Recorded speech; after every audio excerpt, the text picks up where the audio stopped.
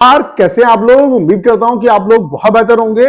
Delhi police driver 2025 की expected जो cut off है वो कितनी क्या रह सकती है, कैटेगरी वाइज कितने मार्क्स आपके बनने हैं ताकि आपको फिजिकल की जो प्रिपरेशन है उसमें लग जाना चाहिए। उसके अलावा फिजिकल में कितने क्या गुना बच्चे जो हैं वो क्वालिफाई होंगे, रिजल्ट आपका कब तक आ सकता है, किस मंथ तक रिजल्ट आने की संभावना है, उसके अलावा रिजल्ट आने के बाद आपको फिजिकल के लिए कितना क्या यहाँ पे टाइम मिलने वाला है, इन सब के बारे में कहने का मतलब ये कि आपके दिमाग में जितने भी डाउट हैं उन सब का आंसर इस सिंगल वीडियो में आपको मिलने वाला है। उसके अलावा अगर आप एसएससी की किसी भी एग्जाम की प्रिपरेशन कर रहे हैं तो आपको इस चैनल पे जेन्युइन अपडेट मिलती है। बाकी टेलीग्राम चैनल से आप जुड़ जाइए, वहां पे आपको अपडेट सबसे पहले मिलती है, क्योंकि कभी कभी क्या है कि वीडियो उतनी जल्दी नहीं आ पाता है, लेकिन अपडेट वहां पे आपको मिल जाएगी। तो टेलीग्राम चैनल का जो लिंक है वो डिस्क्रिप्शन और कमेंट बॉक्स में पिन किया, उसे आप जरूर ज्वाइन कर लीजिए। अगर यहाँ पे हम बात करें कट ऑफ की, तो कट ऑफ जो है वो कई फैक्टर पर डिपेंड करती है।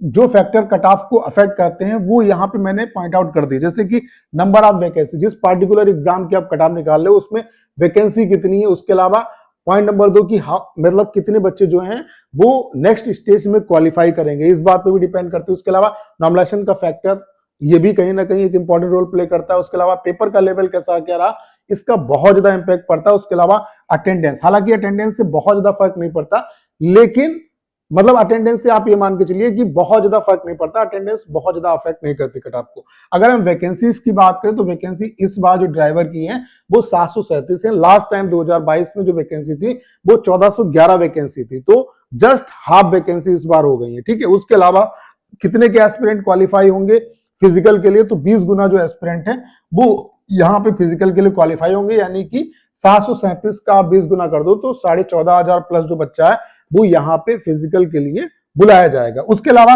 नॉमिनेशन, जाहिर सी बात है एसएससी का नॉमिनेशन का फार्मूला चेंज हुआ है, तो इसका इंपैक्ट आपको आपकी जो कट ऑफ है उस पर देखने को मिलेगा। हालांकि बहुत ज्यादा शिफ्ट में एग्जाम नहीं हुआ, केवल 3 शिफ्ट में एग्जाम हुआ है, तो बहुत ज्यादा नॉमिनेशन का इंपैक्ट नहीं पड़ेगा। लेकिन हाँ, ये आप मान के चलिए कि उतना गलत तरीके से नहीं होगा जैसे प्रीवियस ईयर में आपका एसएससी में होता था। ठीक है, उसके अलावा पेपर के अगर हम लेवल की बात करें तो इस बार जो पेपर का लेवल है इसका वो काफी आसान रहा है, जिसकी वजह से स्टूडेंट ने बहुत अच्छा यहाँ पे स्कोर जो है वो गेन किया। अभी मैं सारा डाटा आपको दिखाऊंगा। बाकी अटेंडेंस की अगर हम बात करें तो यहाँ पे 1,96,557 जो एस्पिरेंट थे उन्होंने फॉर्म भरा था, और जो अपियर हुए एग्जाम में बच्चे वो 86,727 हुए, यानी कि 44% आपकी अटेंडेंस इस बार रही है। तो अटेंडेंस काफी कम है, लेकिन पेपर का लेवल काफी ज्यादा इजी रहा है। आप ये देख सकते हैं रैंक मित्रा का डाटा है, ये 20,721 एस्पिरेंट का डाटा है। यहाँ पे आप देख रहे हैं 100 या उससे ऊपर स्कोर करने वाले जो एस्पिरेंट है वो 0 है,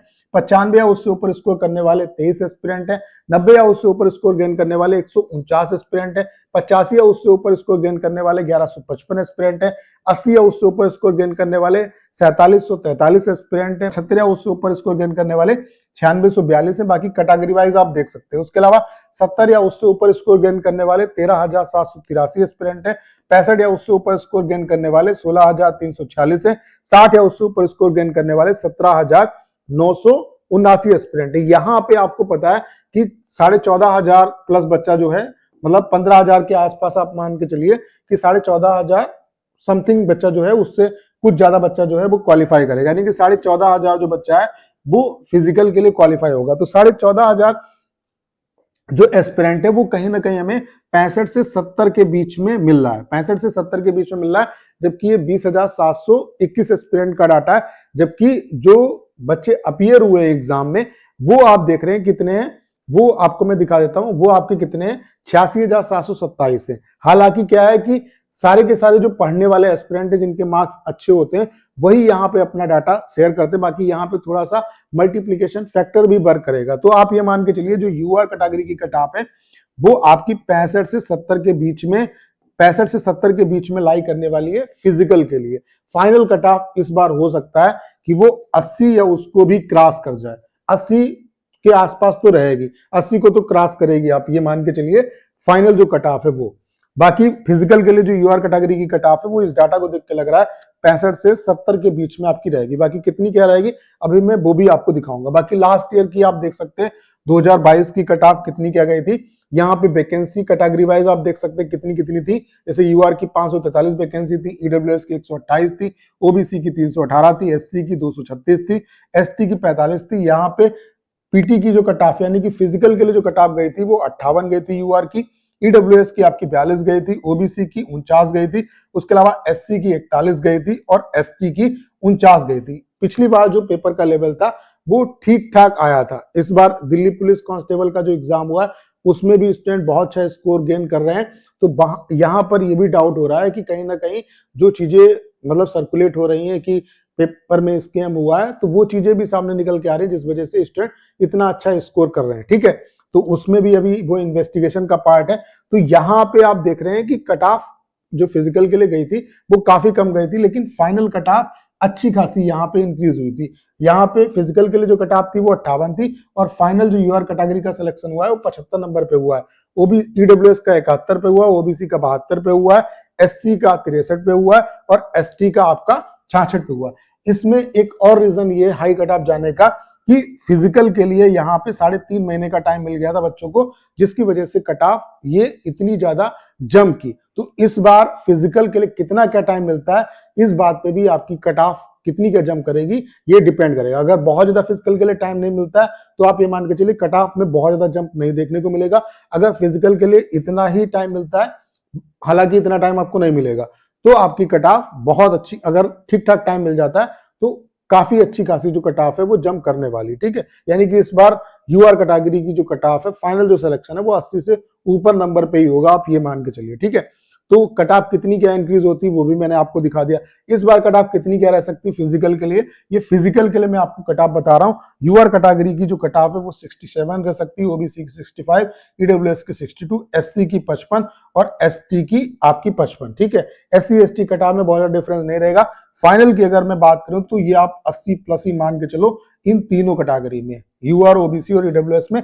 एससी एसटी में आप ये मान के चलो कि 70 प्लस ही आपकी फाइनल जो कट ऑफ है वो रहेगी। ठीक है, तो अगर इतने मार्क्स, इससे प्लस मार्क्स है, मतलब जितने मैंने आपको बताया, तो अपनी फिजिकल की जो प्रिपरेशन है उसमें लग जाओ, क्योंकि इस बार स्टूडेंट बहुत अच्छा स्कोर गेन कर रहे हैं। ठीक है, तो ये आपकी फिजिकल के लिए कट ऑफ रह सकती है। बाकी यहाँ पे अगर हम बात करें कि रिजल्ट कब तक आपका आ सकता है, तो रिजल्ट के रिगार्डिंग कुछ लोग आपको कह रहे होंगे कि फरवरी के फर्स्ट वीक में ही आ जाएगा। बाकी एसएससी का डाटा क्या कहता है उसके बेस पे मैं आपको बताने वाला हूँ।